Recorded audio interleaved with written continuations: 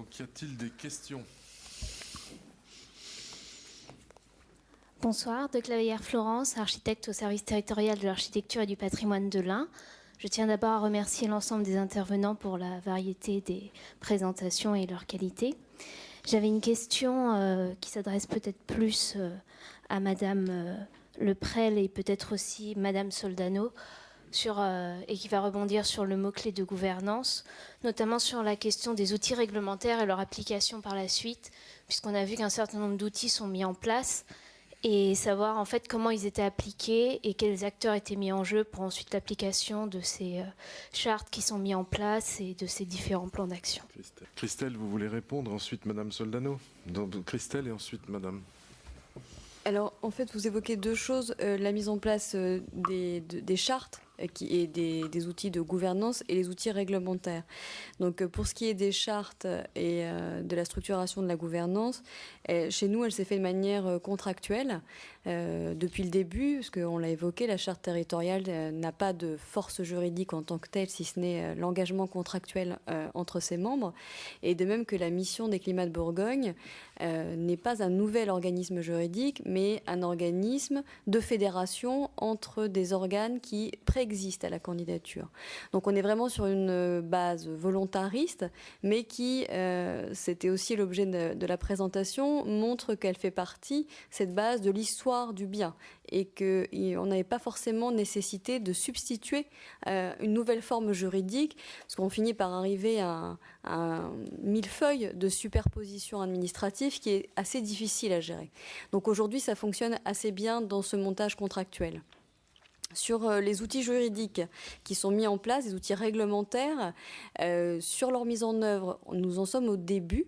Les outils principalement évoqués sont de deux natures, donc le site classé, qui est tout de même un pouvoir régalien de l'État. Donc là encore, la concertation aurait pu ne pas avoir lieu. Ça a été le cas en 92 pour le premier site classé qui a été mis en place sur la côte méridionale de Beaune. Ça a été un classement d'autorité de l'État à une époque où le vignoble avait été menacé par un projet de construction à l'intérieur des vignes. Et là, il s'était fait en l'espace d'un an, donc très rapidement, sans concertation. Et aujourd'hui, l'extension de la protection intervient des années après, dans un processus où on prend le temps de discuter avec, bien sûr, les mairies, les vignerons. L'État est en train d'organiser les services notamment de l'ADREAL, de l'environnement dans la région Bourgogne, organise des réunions de concertation très fréquentes avec les élus et les vignerons pour arriver à proposer un périmètre de cette délimitation de la protection. Donc c'est vraiment une élaboration et non pas une application qui tombe sur le territoire et qui serait du pouvoir régalien. Pour les aires de mise en valeur de l'architecture et du patrimoine, dans tous les cas, la nature même de cet outil est un outil qui est coélaboré entre les services de l'État, la Direction régionale de l'architecture en Bourgogne, la DRAC, des affaires culturelles, pardon, mais également, bien sûr, les mairies. Donc, en fait, on est dans un processus participatif avec des réunions d'information publique qui entraînent la population dans ce processus. Donc, alors je ne sais pas si on peut aborder la question des conflits. Je ne sais pas si on peut dire qu'il y a des conflits exacerbés. Il y a des conflits latents. Ça, c'est certain. Qu'un certain nombre de conflits, on peut trouver une résurgence, un certain nombre de questions, notamment, par exemple, nous on l'a vu sur la réglementation des panneaux. Les vignerons trouvaient que leurs panneaux étaient absolument formidables et que sans eux, on ne comprendrait pas, en fait, l'authenticité du terroir. Alors, parfois, ils trouvent à s'exprimer violemment, c'est très très rare, mais on l'a vu à travers des solutions imaginées ensemble, on peut désamorcer ces conflits.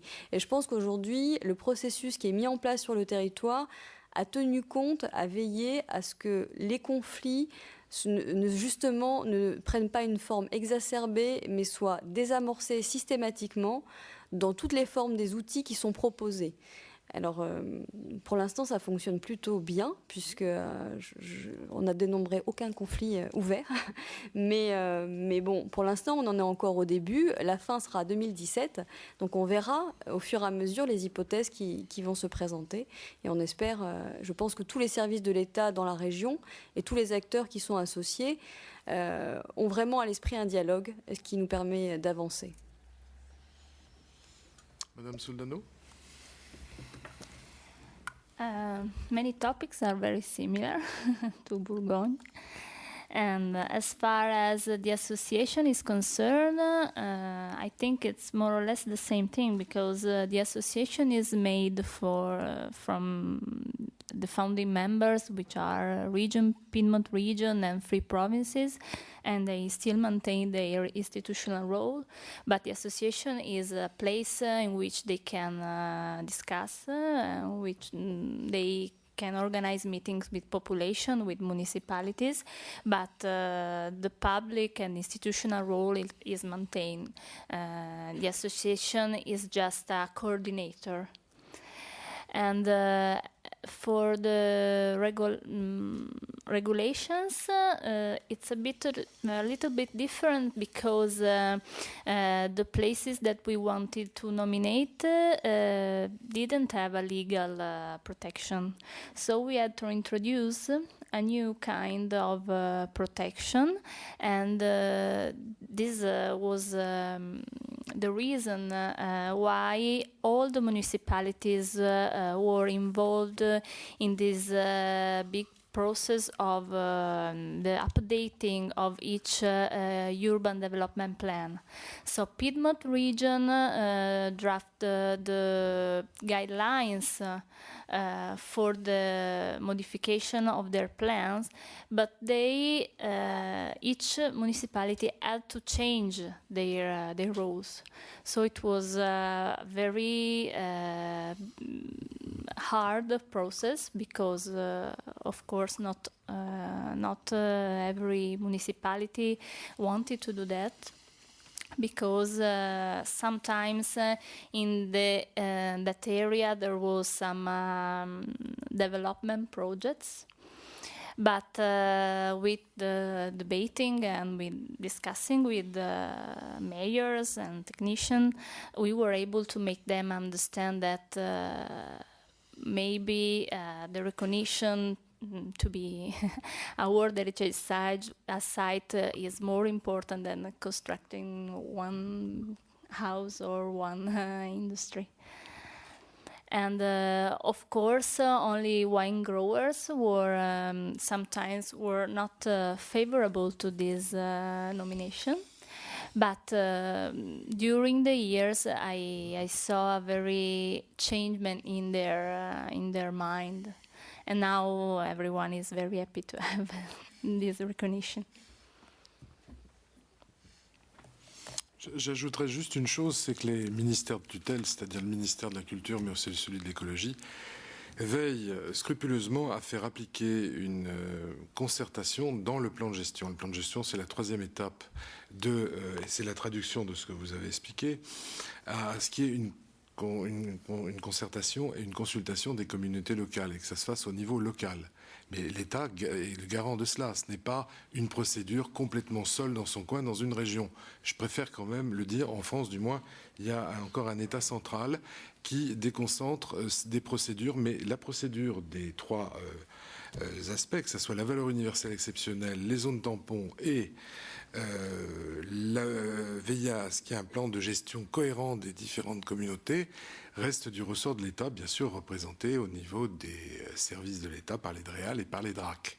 Voilà, c'était un simple ajout pour que vous compreniez bien la procédure. Y a-t-il d'autres questions? Michel Prats.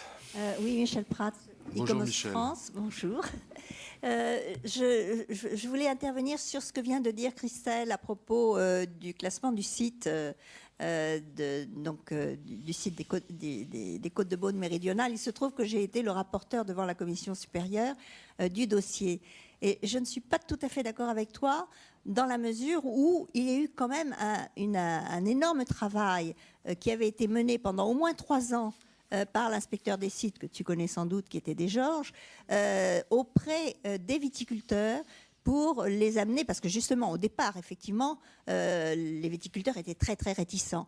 Mais ensuite, il y a eu un énorme travail de pédagogie, à la fois sur le travail des murets, sur la publicité dont tu as parlé, et également pour leur faire comprendre l'intérêt qu'il y avait à avoir un site classé sur la côte, la côte de Beaune méridionale. Et cela a abouti à la première charte de gestion. Jusqu'à présent, il n'y avait jamais eu de charte de gestion sur un site classé. Et ça a été le premier acte qui a été fait avec les viticulteurs, avec les élus, pour définir des règles du jeu de la gestion d'un site classé. Et ça a été une avancée, à mon avis, très importante. Mais à l'époque, on n'avait pas ce formidable levier que représente aujourd'hui le patrimoine mondial. Et bien sûr, c'était mené par un seul ministère et non pas, comme aujourd'hui, par l'ensemble des services et de l'État et des collectivités territoriales. On n'était pas à l'époque dans la même configuration. En fait, je suis d'accord avec Michel, parce qu'en fait, quand je dis qu'il avait été imposé, c'est parce que la nature même de ce qu'il a déclenché, la construction d'un hôtel, a nécessité une procédure réglementaire qui doit être faite par l'État en 1 an. Donc en fait, dans ce laps de temps de 1 an, il n'y a pas forcément le temps pour une coopération sur l'échelle de 12 communes aussi approfondie qu'elle pourrait le nécessiter.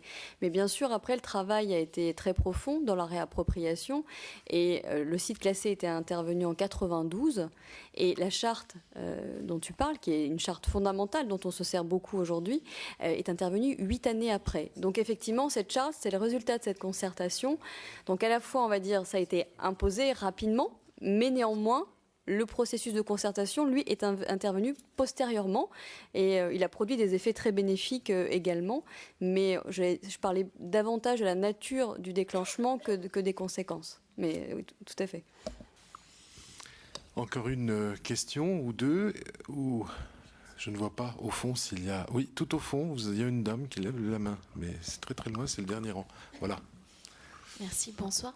Je suis Gaëlle Gauthier, directrice du musée d'archéologie et du vin de Champagne. J'avais une question par rapport à l'intervention sur l'Italie, par rapport à l'éducation au patrimoine, qu'il s'agisse d'un patrimoine vivant immatériel et de savoir-faire vitivinicole ou au patrimoine architectural et historique. Il me semble qu'en Italie, mais j'aurais aimé avoir votre avis, on apprend à l'école l'histoire de l'art, l'archéologie. Les Italiens sont très sensibilisés. Il y a beaucoup de sites inscrits à l'UNESCO d'un point de vue historique et de l'archéologie. Et qu'en est-il du point de vue des savoir-faire et de l'économie, de la valorisation des savoir-faire traditionnels que je connais moins? Est-ce que vous pourriez préciser un certain nombre d'éléments? Yes, I agree. I agree with you. And in fact, I think the first one of the first problem of the first phase of our nomination, which was the third, that was because this matter of know-how, expertise, and tradition was not enough